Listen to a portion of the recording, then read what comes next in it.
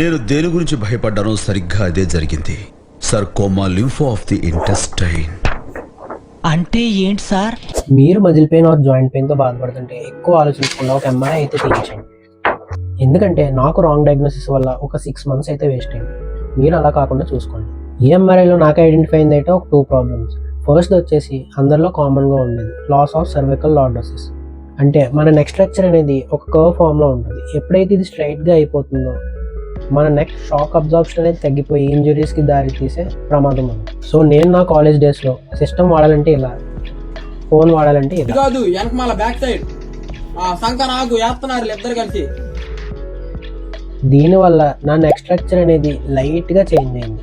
కొంతమందికి అయితే ఫుల్గా స్ట్రైట్గా అయిపోతుంది. అలాంటి వాళ్ళు చాలా రిస్క్లో ఉన్నారు.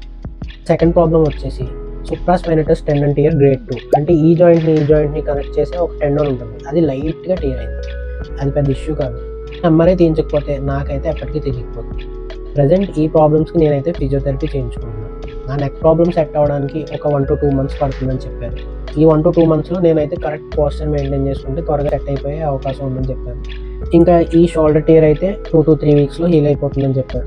సో ఫైనల్లీ నాకు ఒక క్లారిటీ వచ్చింది. చాలా చాలా చాలా హ్యాపీగా అయితే ఉంది. ఒక 2 to 3 monthsలో మళ్ళీ నేను ఫుల్ ట్రైనింగ్ స్టార్ట్ చేయబోతున్నానంటే ఐఎమ్ వెరీ ఎక్సైటెడ్.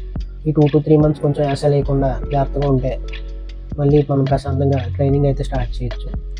సో మీకు ఇలాంటి బ్యాడ్ పోస్చర్ అలవాట్లు ఉంటే అర్జెంటుగా మానేయండి, జాగ్రత్తగా ఉండండి. మళ్ళీ కలుద్దాం. Bye bye.